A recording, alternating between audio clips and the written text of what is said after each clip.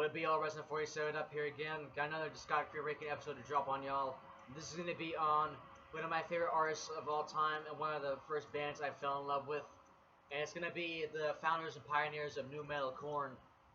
So my story with this band starts in 2006. Let's see, on the other side dropped at the end of 2005. And I remember hearing Twisted Transistor like a lot at that time. I don't really have a lot of good memory from like being 4 years old. But one thing I can remember is Twisted Transistor was there a lot of the time. And then a year later, 2007, is like when it really hits me. Take a look in the mirror, the bonus DVD that comes with it. It had the Here to Stay music video, I think. It also had the Right Now Mirror Mix video, and it had the Korn Cut Up compilation, which is a mashup of all their music videos from 1994 up to Take a Look in the Mirror. And I loved all of that, and along with that, I also saw their DVD Deuce, which I still have. This is still the real copy I saw back in 2007. So, still got that. But then, that's where I just fucking loved them. But then once I was like a done deal, and it's like absolute, was when the Remember Who You Are album came out in 2010. And I heard that. It's actually heard a full album, like in completion. That was when I fucking became a real fan. So they have 14 studio albums, and half of their discography I have physically, the other half I don't. So I'm using my potato quality webcam to do this, so I can pull up some of the covers on my phone. And we're gonna start up at number 14, my least favorite Korn album, and I'm pretty sure that's the same for a lot of people. The Path of Totality, 2011. This is just a miserable fucking dubstep disaster. Jonathan was like really into that electronic dubstep thing around this time. He wanted to like experiment with it, but it has no place in the Korn album. Yeah, nu metal and dubstep are like two really heavy genres, but they don't mix well together. They don't blend. And there's only one track on here that I can say is memorable, or like, yeah, it's like rememberable, is Narcissistic Cannibal, and that's a single. Everything else on here is like intolerable and unlistenable.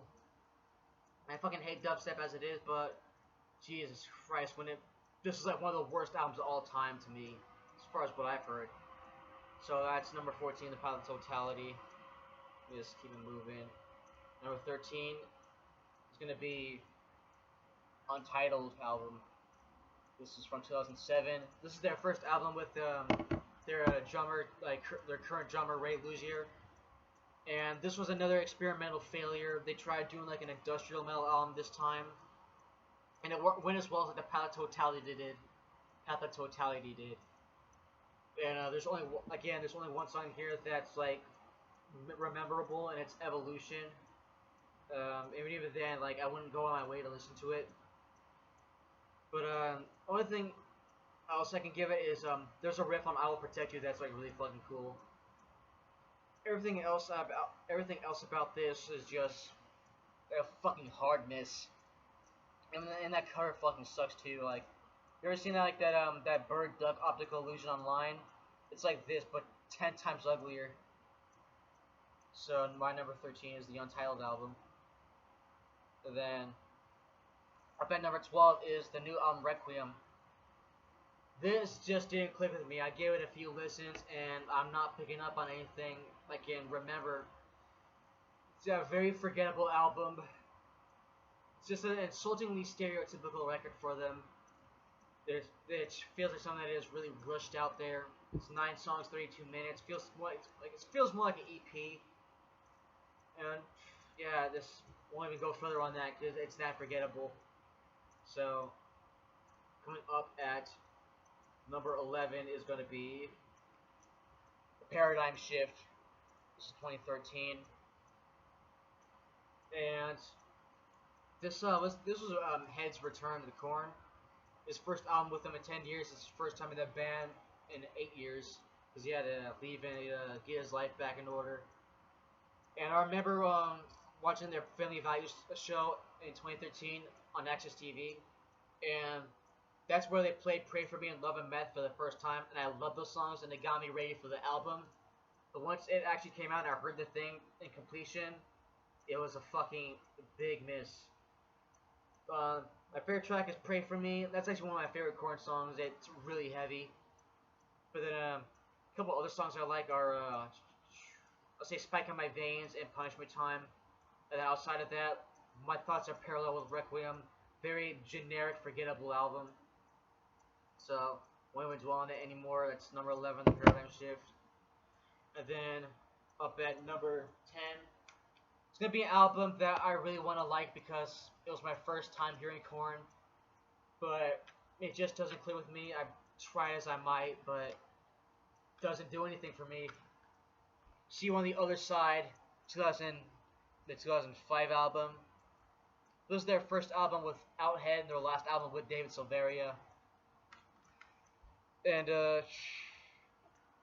yeah, they really tried to make like a more of a commercial album here, and I think it just fell on its ass for the most part.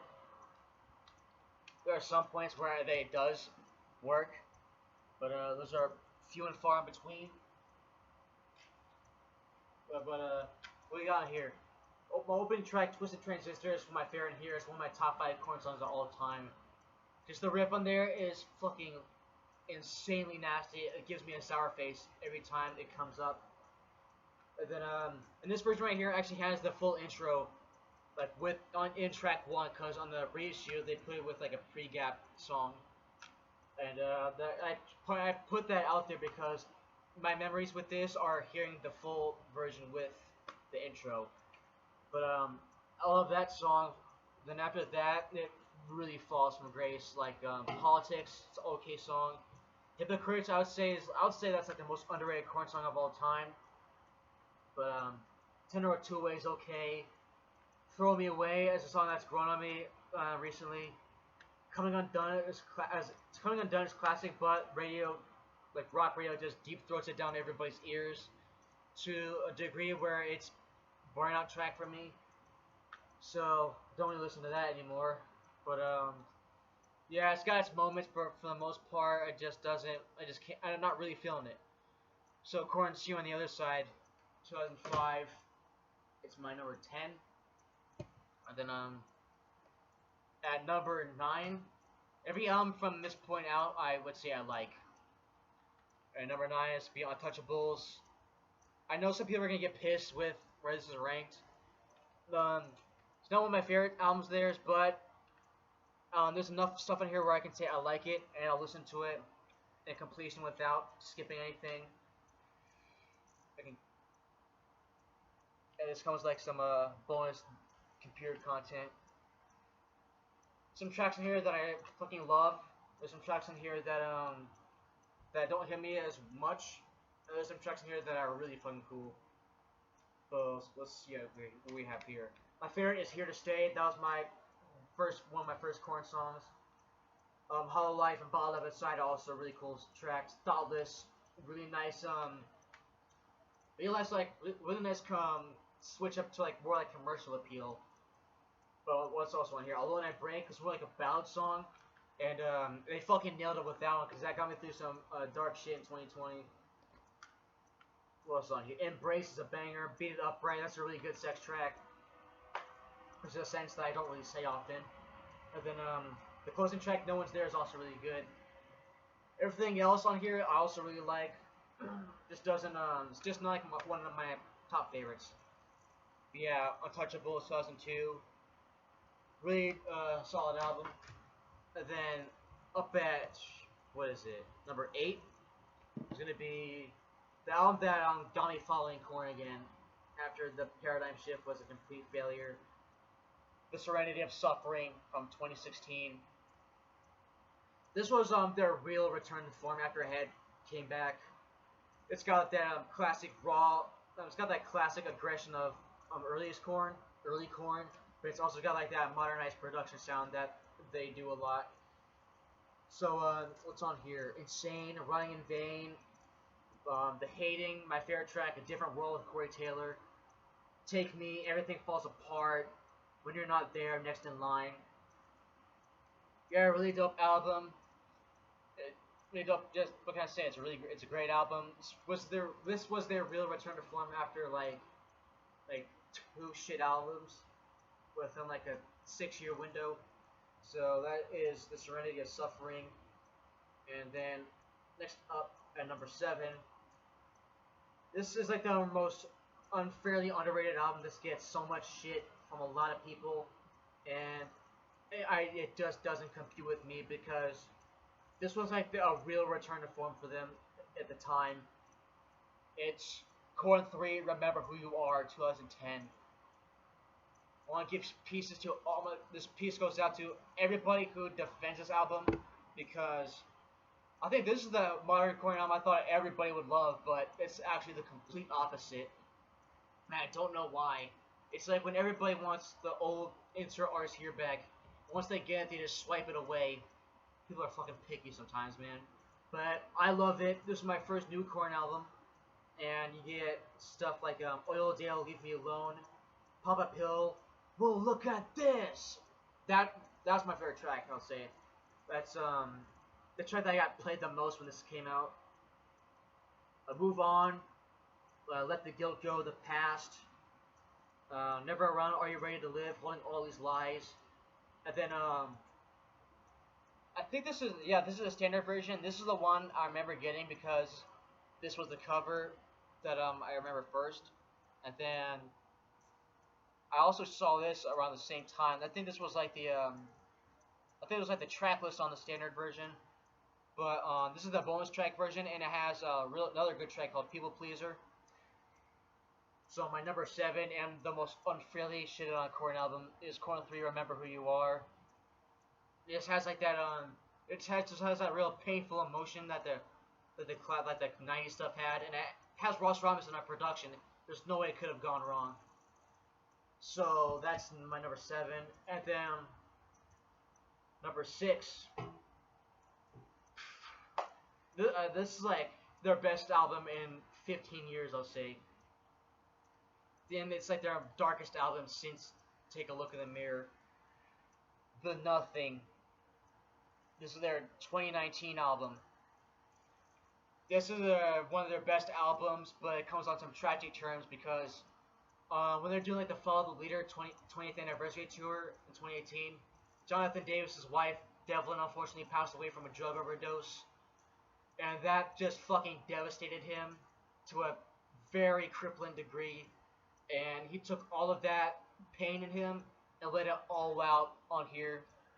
And this just is one of their darkest albums. It's one of their best albums in that same respect. You got, what's on here? The End Begins, the intro track. Feels like something that was like right from the self-titled era. And then you also get Cold. It's got a real catchy poppy chorus, but it also has a real guttural breakdown, so it's kind of like a song for everyone. Then The Darkness is Revealing. My favorite track, Idiosyncrasy. That God's Making Fun of Me breakdown is just fucking brutal. Finally Free. The Ringmaster. Gravity of Discomfort. Harder. Surrender to Failure. Yeah, I fucking love this album. Might have to get it physically one day because it's that fucking good. I would say it's like a modern classic. It's how good it is. So that's number 6, The Nothing. Okay, now we're up to top 5 now. These are just the best of the best. These albums will never get topped by anything for as long as Korn is making music. And at number 5 is Issues from 1999. This was their follow-up to the explosion from Follow the Leader, and this just put them on top of the world.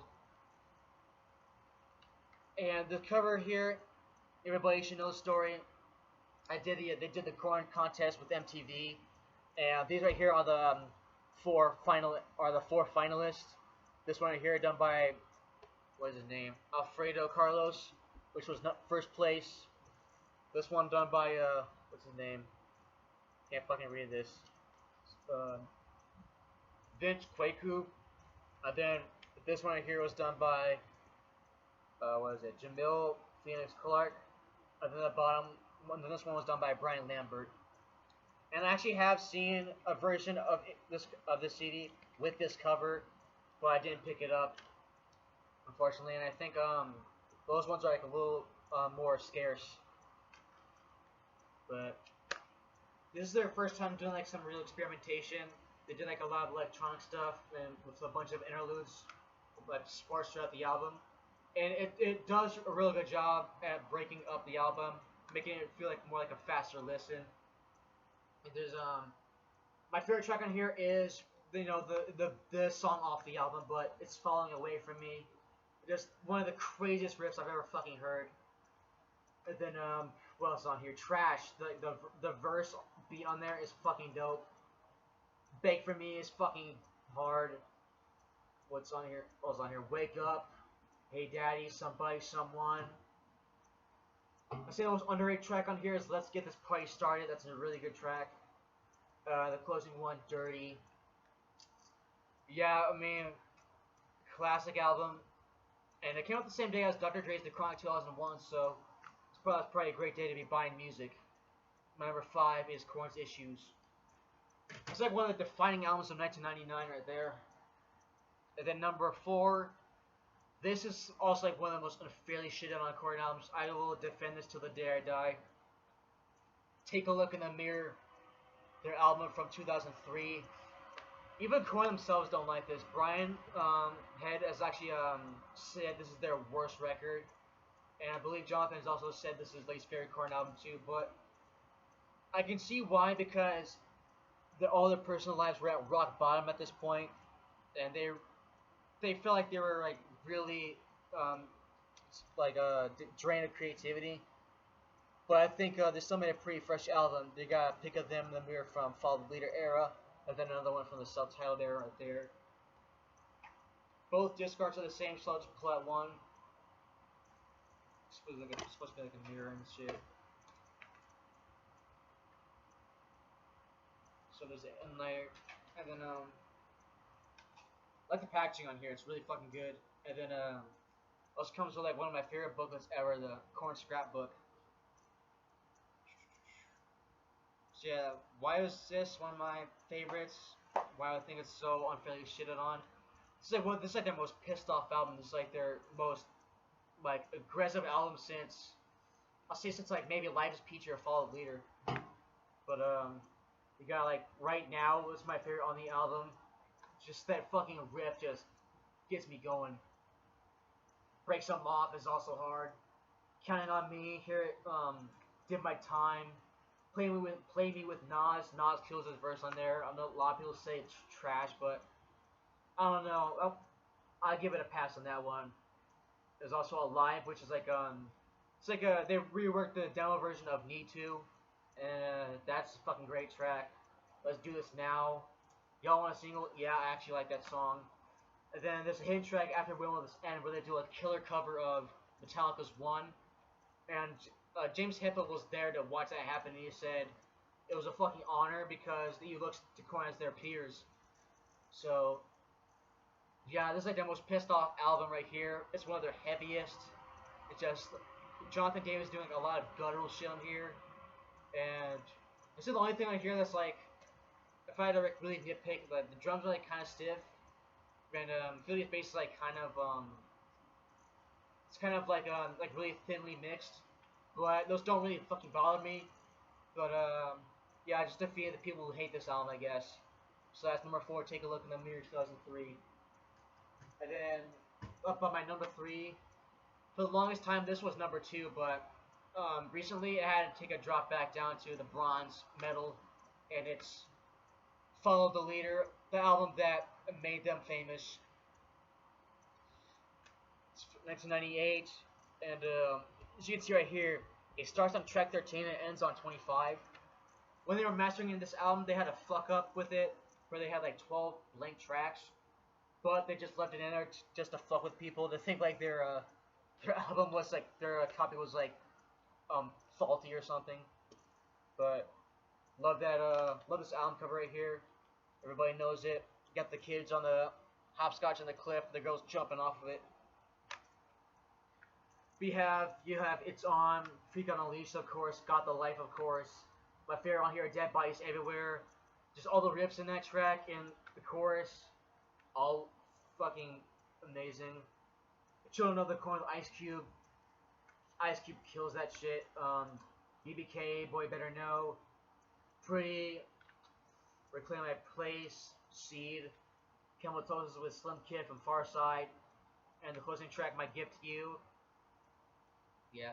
Yeah, for the longest time, this was my second favorite album, but I had to take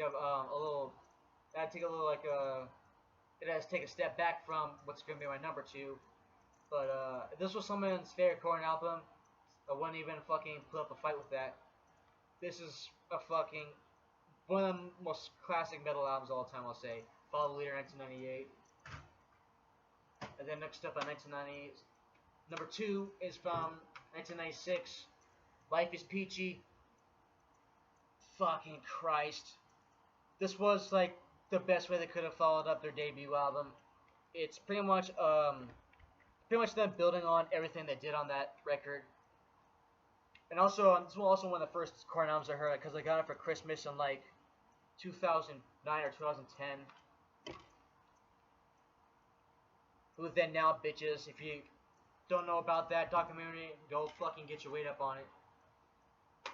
But you got the intro track Twist. That alone is just like one of the most famous Korn tracks ever. Chi, named after Chino from the Deftones. My favorite track here, Lost. Something about that track just really speaks to me. Same thing with like Swallow. Porno Creed, great instrumental track. Good God. Conch, No Place to Hide. Wicked, the Ice Cube cover with Chino. That was really fucking good. Adidas, Acid, Kill You. That was like one of Jonathan's most personal tracks, talking about like his abusive stepmother and how he just wanted to fucking kill her and fuck her. Fucking crazy track.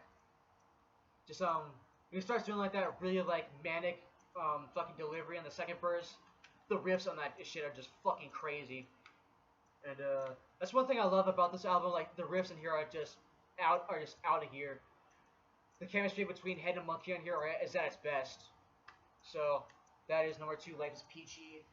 And then at number one, it's not only my favorite Korn album, it's one of my top 5 rock metal albums of all time, and it's in my top 20 records of all time, all genres considered. What else would it be other than this? Self-titled Korn from 1994. I think it's a very important album in rock metal history because in the early 90s, grunge had a chokehold on the fucking music world. And then 1984, Kurt Cobain dies, and then the rock metal scene was kind of like in this weird purgatorial state. There's still some great shit coming out there, but they needed that new band that was gonna like really flip the script. And on October 11th, they got it with Korn, and they started that whole new metal movement, which a lot of people love and a lot of people hate. Personally, I love it when it was like when the 90s shit. But once it got commercial, like in the 2000s, it just got completely fucking stale. But no other album from that subgenre can reach a status like this did. And if there is one, it was only by Korn themselves. But we got, what do you got here? Of course, you got Blind, you got Ball Tongue, Me Too, Clown, Faggot, which is my second favorite Korn song. Used to be my favorite because I got bullied a lot in school. I can really identify with that track. We also got Chutes and Ladders, like bagpipes and nursery rhymes in a metal song. Only they could pull that off. But the song that Faggot took the second placement to is Fake. Fake is my favorite Korn song. Great message about just being yourself, and just the way that song was put together is perfect. What else on here? Helmet in the Bush, about being on meth, why you shouldn't do it. And then, of course, I gotta bring up the closing track, Daddy. My opinion, the darkest song of all time. There's not another song out there that I think is there's not another song out there that I think is the most as emotionally terrifying as that. The breakdown in the second half will shake up anybody. But that's my favorite Korn album, the self-titled. I did my top 20 album covers of all time, and this was in there. This was taken by Steven Stickler. The concept of it was done up by a monkey. Girl staring off into the sunlight. Got this predator walking up on her, and the shadows, the way they line up, looks like the girl's hanging off of the letter K. And yeah, a lot of people get terrified of this album cover. For good reason, because it just the way it represents. But yeah, that's my Korn Discography ranking. Make sure to like, comment, subscribe, share this, etc. Spread the gospel about this channel. I'm doing a lot of different shit on here. So until then, I'm Risen47 and I'm off of here.